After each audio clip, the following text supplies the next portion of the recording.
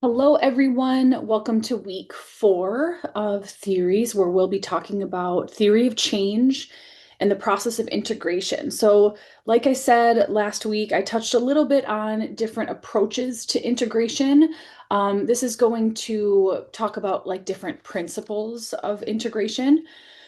So, the first thing that we read was in our textbook on the guiding principles for socioculturally attuned family therapy, or SCAFT. So, the authors touched on third order thinking, power, and the ambient practices. So, ultimately, what we're going to do is clarify what third order thinking is, of course, versus first and second order thinking, translate the ambient practices throughout this presentation, and then we will. I believe I have some like think pieces kind of built in here.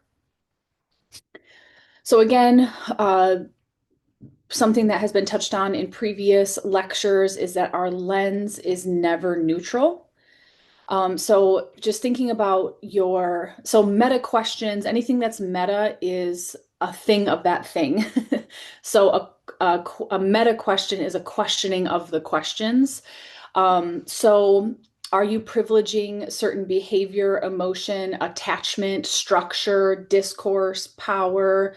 All of that, all of those choices shape what becomes visible or invisible and therefore changeable. So, what do we choose to pay attention to? What informs what we see? How does our lens expand or constrain change? So, these orders of thinking. So, systems of systems. First order thinking is that problems are essentially within people or parts. You fix within those existing assumptions. And I think I'll give an example of this in the presentation. So, first order localizes problems. Second order includes us, the therapist, in the observed system. So you are a part of the system. So what you're doing is you're coming into the system to shift interactions, rules, meanings. This is something that structural family therapists do really well, and they focus on that in their interventions. Third order situates the system inside socio-political, economic, and cultural systems. So Bronfenbrenner's socio-ecological model, essentially understanding people in context and how larger systems inform how they are. So Bateson's learning levels, I believe this is the taxonomy. Oh no, that's Bloomberg. Never mind. Bateson, totally different person. So um, you want to map your learning from first to third order. So level 3 is a meta shift. You're interrogating taken for granted frames that privilege certain ways of being. So heteropatriarchy, white normativity. So essentially first order thinking is same schema, which is like a schema is a like kind of like a paradigm. It's a belief system. So these are new choices, but the same belief system. Second order change is where you change the belief system or you change the rules within the system. And then third order change or third order learning essentially is where you're working to um, your shift your behavior and mindset and things like that within the context of those larger systems. So hegemonic norms become common sense that can pathologize non-dominant practices and hide oppression. We want to interrogate whose interests are served by the quote obvious solution. So here it's like the title here, why common sense often means dominant sense. We can see that a lot in our, political landscape today. Okay, so I do have a vignette for you, or at least an example. So here's the case, new parents and night feedings. So we can look at this case through three lenses. First order fixes can help. Second order shifts the couple's influence and attunement. And then third order names gendered labor, class work demands, and cultural ideals that are shaping the conflict. So first order is like everything stays the same. Let's just alternate nights. Um, Second order could be the couple checking in with each other, communicating in a way they haven't before, to renegotiate how they influence one another, the attunement that they have to one another. Then third order is bringing in that gendered layer, talking about things like capitalism, parental philosophies and ideals. So there you can just see there's like different layers. One is like quite behavioral, not a whole lot of digging into like what might influence these decisions or investigate how the parents are feeling, adjusting to parenthood and things like that. And then you can just see the layers of investigation get deeper. So, what institutions and conditions might press on the family? What identities and discourses configure roles and expectations? So these are some of the questions that you'd be asking when it comes to understanding societal context and how it shapes intimate patterns. So we have intersecting systems, the legal system, economic, educational, media, health system. All of these are intersecting to influence the intimate patterns within a relationship. There are material conditions like housing, food, access, safety, and transport. If these basic needs aren't taken care of, that's going to absolutely strain the system. And then questions or conversations on discourse is essentially a conversation. And identities, these are around race, class, gender, nation, ability, sexuality, et cetera, et cetera, et cetera. So understanding each partner and how these parts of their identity influence who they are and how they interact. So social structures, also, as stated before, these are not neutral arenas. Privilege and power are embedded in all institutions, law, education, welfare. There's uneven protection and opportunity for people. These structures also include racism, patriarchy, ageism, and our tasks as therapists in a third order change or third order thinking is to analyze, navigate, disrupt, and advocate for change. So the assessment includes institutional barriers and levers. When you're talking to families, you want to pair relational work with advocacy when appropriate. So notice how fit affects access and clinician interpretations. You want to audit your own comfort and its effects. So culture and capital, you want to investigate your proximity to centered norms, things like language, style, preferences, belief systems.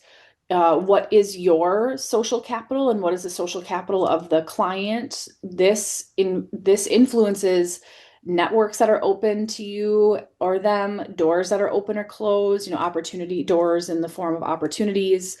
And then this absolutely has a clinical impact in terms of how who can access what, the framing of the case, the diagnosis that's given, the credibility of you and the institution at large. So another thing to keep in mind is that we are embedded in a system that has colonized discourses. So our approaches tend to center Euro or Western norms as advanced or healthy. There is an internalized superiority and inferiority amongst clients and therapists. Just because you are in the power position in the therapy room, that doesn't mean that socioculturally that you are not in a like marginalized position or don't have some internalized inferiority. Some micro practice that you could engage in is to surface shoulds and locate their sources. So shoulds, woulda, it's like could have, should have, would have, ought to. These are all considered from a CBT lens, cognitive distortions. Could have, should have, would have are pretty great ways to get stuck. But we also practice them all the time. So if we're looking at like, well, I should, as a mom, I should do this practice or I should be this thing. Instead of just taking it for face value, investigate it. Where did you learn that? How did you come to believe that? So when shoulds show up, ask where they came from and whether the family endorses them given their context and values. Because they're imposed on us all the time. So space and place matter. Geography conditions, well-being, so things like air, water, noise, safety. We know certain neighborhoods are, next to landfills. There's a lot of air pollution, factories, things like that. Unpaved roads, unsafe sidewalks, non-existent sidewalks, contaminated water. So that matters. Home as an emotional climate, who sets the weather? So like in my family, my younger sister sets the weather. She is the influencer of all of that. So that's something that you'll be investigating and assessing, exploring as you are working with a family. You want to assess housing, privacy, proximity to services, transit, just all of these, everyday experiences that absolutely could be barriers to care. Part of our job as therapists is also doing some what's considered casework. Do you have access to offering your clients bus passes? Do you have access to any sort of transport that can take your clients to certain services? Do they need to go to the doctor? Or do they, need to go to the DMV? These types of things. So just keeping in mind that we also do what can be therapy is not just talk therapy. What can be therapeutic is helping somebody get resources that are generally inaccessible to them. So you want to include an environmental, and you want to include the client's environment in your assessment. So you want to understand in-home dynamics, who changes the climate when they enter the room. So you want to hold multiple lenses simultaneously. You want to ask where power pools up and how it's performed where. So looking at power in the family and looking at this as a both and. So we're looking for where are the resources, what's the hierarchy, is there any coercion that's happening, what are the material effects like what we talked about earlier. So this is from a modern lens. A postmodern lens is looking at things like power and knowledge and how they're enacted in practices and discourses, again, conversations. Then a critical lens is looking at the uneven distribution of power and resources and everyday enactments that where this power differential plays out. So resistance can look like symptoms here. So I'm going to encourage all of you to not lean into the word resistant to describe clients. I like to see clients as always cooperating, always trying to communicate to you what is working or not working. So I'll give you an example. Let's say that you craft what you think is just beautiful homework for your clients and they don't do it. You have the absolute ability to label that as resistant, to say they're not interested in putting in the work, they're not serious about this. Or it could be that they are telling you through behavior that homework wasn't really relevant. They didn't find it helpful. You didn't assess all of the barriers in the previous session when you were assigning the homework that may have come up for them. And they ran into a barrier and didn't know how to navigate it. So I do encourage you. I think it's really easy to label clients as resistant as a way to let us off the hook for potentially doing like irrelevant or misattuned things in the room. So here the risk is you can soothe escalation, but it can enhance inequity. So, and another thing that you want to always do with is screen for coercion or control, so any intimate partner violence. So escalation might be an influence bid in an inequitable dyad. So if you see escalation, that can be somebody trying to control what's going on. So don't only calm the escalator, you want to rebalance the influence of what's going on in the room. All right, so then we have the Anviet theoretical practice arc. So A is for attune. You want to attune to context and power, so seek resonance. N, you want to name any injustice and silenced experiences. V, you value what's minimized. Speak to it, make it explicit. I, you intervene to disrupt inequity and build equity. E, sorry, I didn't realize that this was so hard to read. That says envision just alternatives together, so just as in justice. T is to transform, make it real and sustainable. This is a repeatable arc. You'll cycle through it across sessions. So this is a way of looking at power. So here's some examples here. So attune, you could say something like, what outside this room makes this harder or easier? Name, many moms are judged for XYZ. Does that fit here? Value, your caregiving is a strength, not a flaw. Intervene, let's pause. X or whoever has the floor to finish. Envision, what would power with look like on Tuesday night? Transform, who or what will support this when stress spikes? So these are, you want to offer concrete phrasing, practice protective interruptions, dignity restoring reflections, and equity rehearsals. That's ultimately what this is about. So model spotlight, the contextual context model was something that we covered in this reading. So the cultural context model builds a social container for third order change. It circles link the circles link awareness to repair and communal support. So these cultural circles, it's community-based healing plus accountability. You want to move critical consciousness into reparative action, ultimately leading to empowerment. And this is a team-based approach that decenters the therapist and uses the wisdom and resources of the participants or the clients. So this is a structure that embodies values, the just therapy.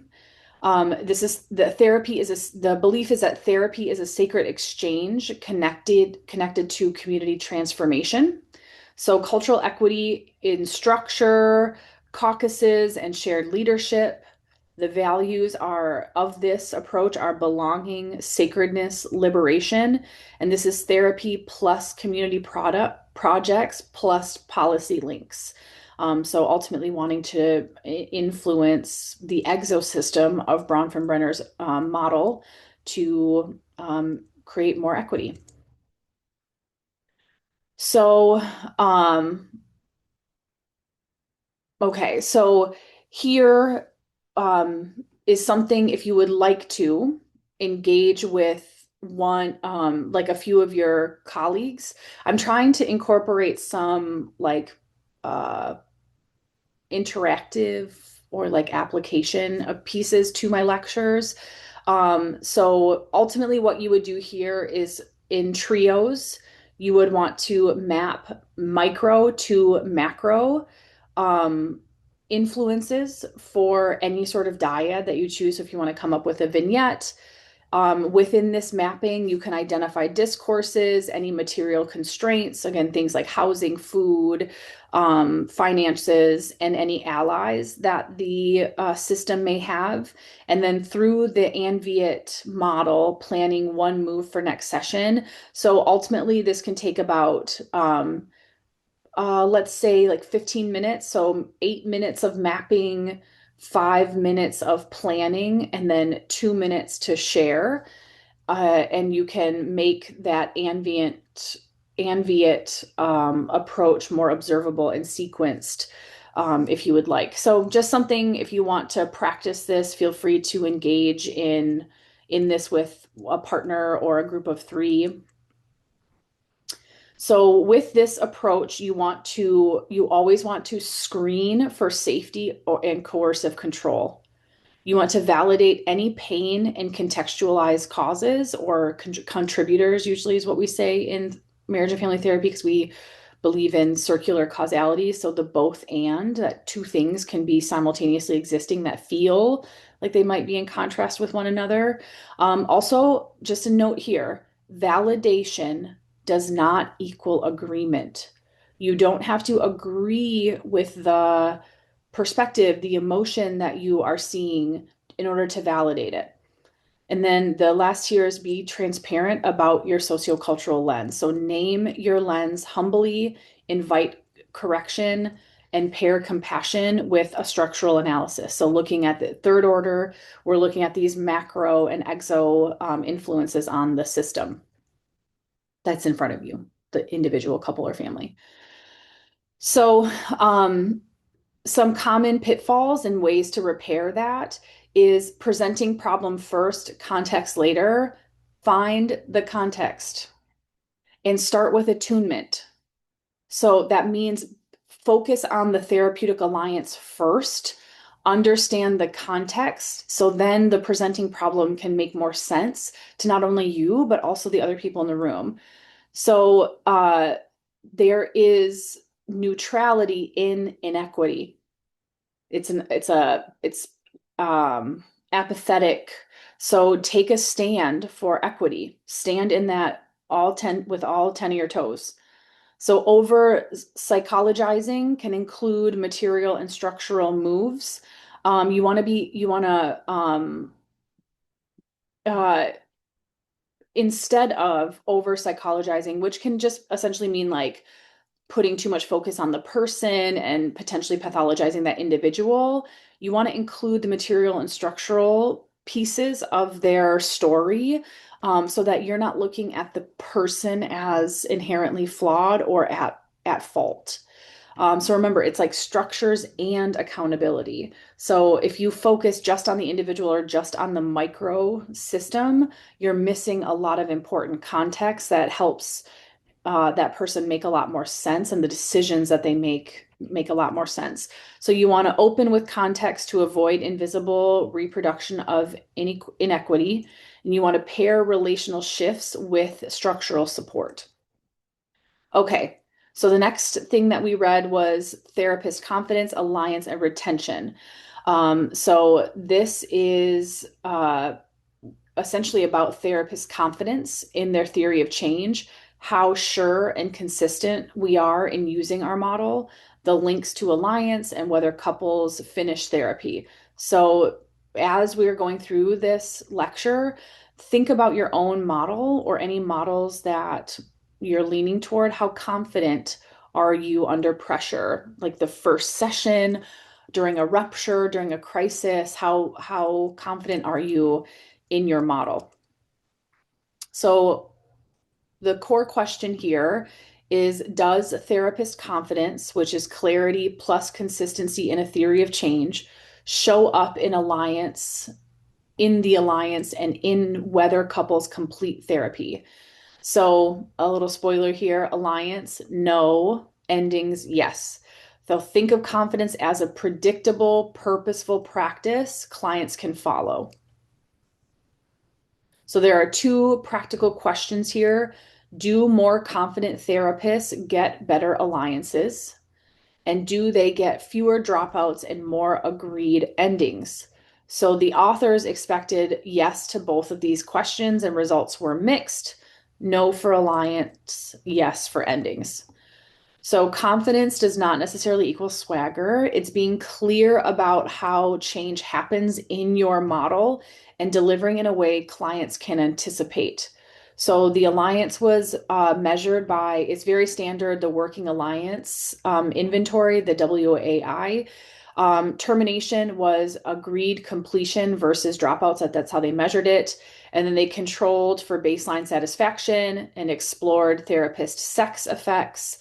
So one of the things about that is there were only two therapists who were men who participated in this study. So it's difficult to stratify by sex.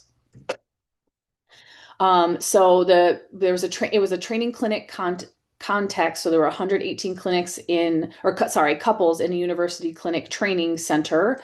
They were nested. They did multi-level nesting. Therapist effects uh, were also looked at. They wanted to keep the therapist gender ratio in mind. They wanted you essentially as a reader to keep the therapist gender ratio in mind when you interpret any effects, because again, it was so small, it was difficult to make any interpretations from it. So they had a straightforward measurement strategy. They noted on reliance on therapist self-report for confidence and client report for alliance. So self-report can be frowned upon in certain settings, or from certain reviewers or something like that, but that's the way that they measured this. So they modeled alliance and termination with therapist level random effects. So that, like, for example, the intra-class correlations quantify the who you got effect, which is useful for supervision and training implications.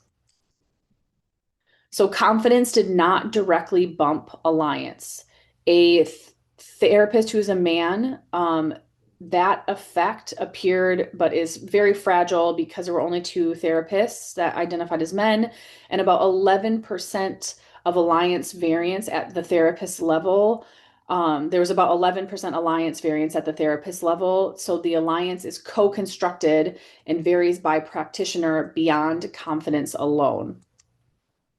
Confidence predicted how therapy ends. So there were fewer dropouts and more agreed endings. So that just means that the therapist and the client agreed that it was a good time to terminate therapy. If one or the other decides on their own, it's considered a unilateral decision or a dropout. So therapist affects around 10% again here, with the confidence and how therapy ended. So a practical implication here is that confidence stabilizes the course of therapy when the working alliance inventory doesn't spike. So this is an illustrative plot moving from lower to higher. Therapist confidence shifts probabilities. So what was the agreed upon ending went up and premature dropout went down. The exact magnitudes are data set specific, but the directional finding is the key training lever here. So two parts matter: clarity, the why and how, and the consistency, the what and when, in terms of approach and how it's applied. Confidence is a co-authored scaffold, not therapist certainty. So you want to keep it adjustable and collaborative. Alliance is multi-determined.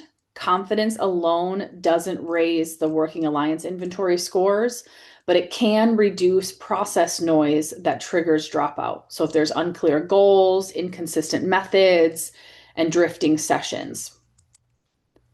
So some supervision targets here: fluency in explaining the model.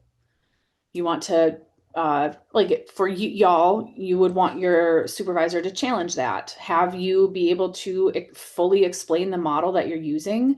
And this doesn't mean theory. Like, the supervisor wouldn't be asking, like, to walk me through this process of narrative therapy. It's ultimately like what a model is in some ways like a framework, an approach that you're taking. What are the decisions that you're making along the way? What is the assessment that you're making? So there's also, you want to look at procedural fidelity under stress. So are you still following the model with closeness, even when, things kind of go awry in session? You want to also look at explicit linking language. So pair clarity with humility, Here's the roadmap, stop me when it doesn't fit. So these are things that you should be hearing from a supervisor to help you better clarify your model and essentially your theory of change. So they offer a practice spine. So here's a 5-step session flow. So first you would orient. In this approach, change happens by, and then you can contract, so co-create goals, roles, and observable markers. So these are things that can happen both in supervision and in therapy. Supervision many times is what's considered an isomorphic process. So it models for you what should and could happen in therapy. Then you want to tie each intervention to the roadmap and client goals. So in supervision, this is what you could be doing here. You want to check mid-session to see if the fit checks and adjust collaboratively. And then closed, you want to name gains, preview signs of an agreed ending. So use a simple spine to reduce drift. Practice linking interventions explicitly to client goals and your theory of change each session. So this is something that you can do with your supervisor. So confidence is not a single right story. It's co-authored in terms of having structure as well as reflexivity. Reflexivity is understanding how you affect the process and how you are affected by the process. So you want to keep the roadmap power aware and culturally responsive, and the center client voice while maintaining coherence. So anchor confidence in humility and cultural attunement, co-create the map, invite edits, check the effects on power and participation in the room. So therapist effects are real. They account for about 10% of variance. So just like who you are, what you look like, these things that you can't really change. Confidence doesn't raise the Working Alliance inventory question or like the score, but it did reduce dropout and increased agreed upon endings. And training with clarity and consistency and humility these are important characteristics that should be in your practice. So maybe something you can do here is write one sentence you could use to link an intervention to a roadmap. So thinking about maybe a vignette. I know none of you are seeing clients yet, but something you could do is writing a sentence to link an intervention to a goal and the client's named goal, and you could share them with one another as well. Okay, so integrating approaches in family therapy, why integration matters for systemic practices. So you can reflect on if you identify with any particular school of thought right now. So what we're going to do is look at LeBeau's case for integration and translate it into today's postmodern socioculturally attuned practice. Ultimately, what we're going to do is look at context, how that informs arguments and the critiques of that, and how that informs decision framework. And we will look at some of the implications for that. So some historical context here. There were model rivalries in the beginning of our field. And then there was some early outcome data and the birth of eclectic and integrative talk. So you can think about what might be some of the risks and benefits for strong therapeutic allegiance, so that theory allegiance in the 1980s. And ultimately, LeBeau argues that pluralism can serve families better than orthodoxy. So just being very theory rigid and ultimately utilizing multiple approaches to fit your client. So integration broadens explanation, expands intervention options, and fits client setting and therapist diversity. That's the core thesis here, is integration is adaptable and you can cater it. It's also viable and often preferable. It's an alternative to a single school practice. So what you're going to hear me say over and over again in this class is that every theory is inherently limited and limiting because it's just one theory. That's why we teach you so many of them. So why should we integrate? These are some of the advantages, and we can look at some implications. So there's a broader explanatory power across biology, mind, interaction, and context. So it just opens up possibilities for explanation, assessment. There's a greater clinical flexibility and adaptability when treatment stalls. So when you're chugging along with one theory and you get stuck, you can pull from another one in a meaningful way to try to jostle that loose. There's wider applicability across problems, populations, and time frames. And many times there's better therapist and method fit. So, because it leverages common factors. So human problems are multi-determined. They're all of the following: intrapsychic, interactional, they're learning, developmental, contextual. So single school lenses risk tunnel vision, and integration invites multiple complementary hypotheses. So, like a mini example here is adolescent substance use. You can consider reinforcement contingencies that are behavioral. You can look at attachment and intersubjective needs. You can look at family homeostasis, peer context, economic stress. And all of those factors are not housed in one single theory. So clinical flexibility with integration. It can shift the level of work from individual to couple to family to system as the case evolves. This is also iterative, so you can go from system to individual to family to couple to system to couple to individual to family, all that fun stuff. And it avoids more of the same because you can pivot methods when progress stalls, as said before. So you don't have to say, okay, like, narrative does it with this way. I have to keep trying this way, this way, this way. Like pivot, use solution focused, pivot, use Bowenian, use feminist. And then there are sequence tactics. So you can go from brief symptom relief into deeper process work back and forth. That's what the bidirectional arrow means. You are also able to tailor this to diverse settings. So brief care, mandated medical community, cult, and different cultures.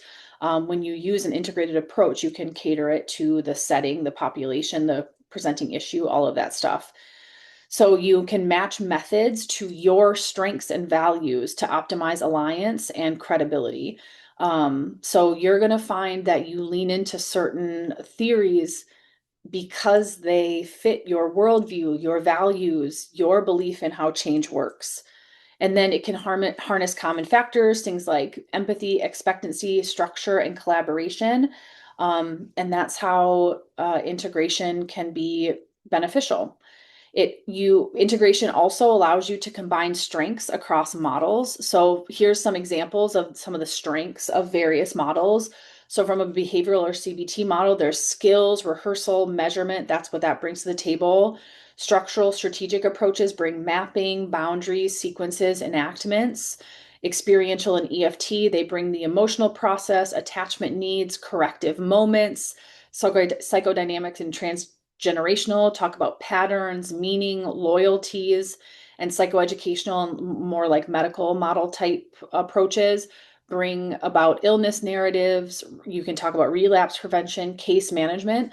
So if you were to only sit in one of these, you would miss the benefits of the others. So these are just 5 examples here. So principled integration is not just a grab bag. You want to have a coherent backbone. It's not just like, oh no, I don't know what I'm doing here. Let me just randomly pull from something else. You want to be able to have the approaches that you are combining or integrating should have shared case formulation and goals. There should be explicit decision rules. So you're deciding what you're using, why you're using it, when you're using it, and with whom you're using it or for whom. There's ongoing feedback and outcome monitoring. There should be deliberate sequencing. So again, you're not randomly going, oh no, I'm stuck. Let me just try something. It's very deliberate. Like you are using this intervention from this approach, following this intervention from a different approach because, and then of course, cultural humility and ethics are always woven throughout. So some critiques and responses, it's sloppy eclecticism.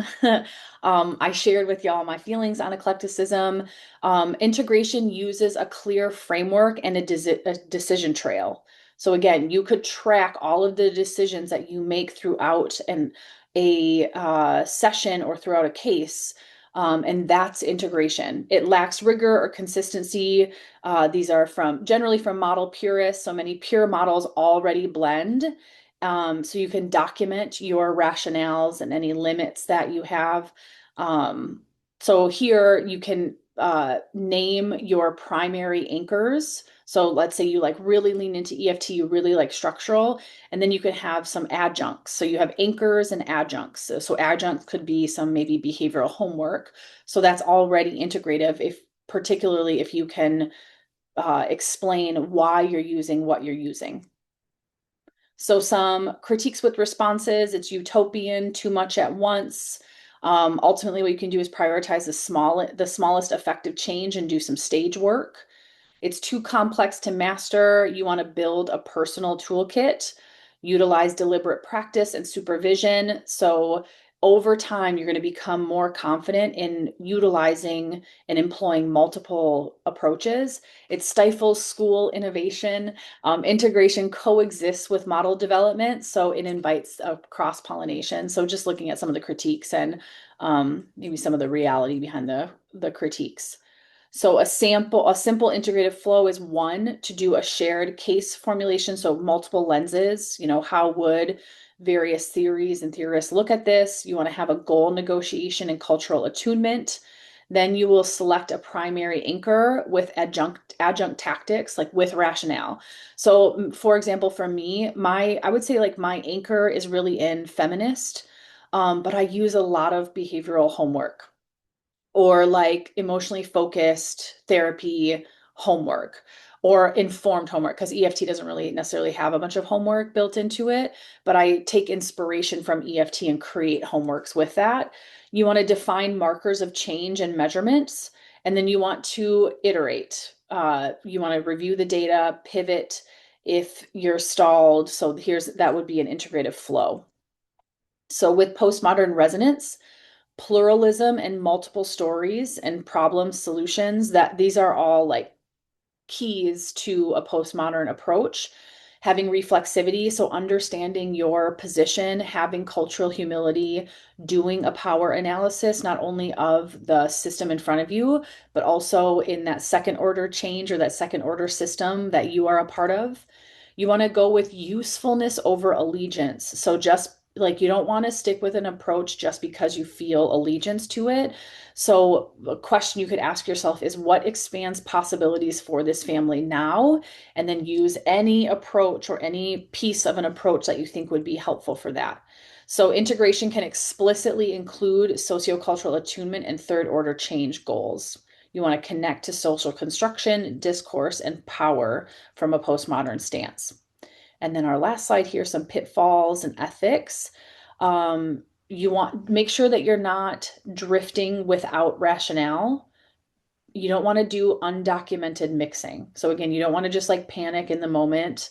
You want to be reflective and you want to be thoughtful about how you are integrating approaches. You want to use methods you don't want to use methods outside of your competence.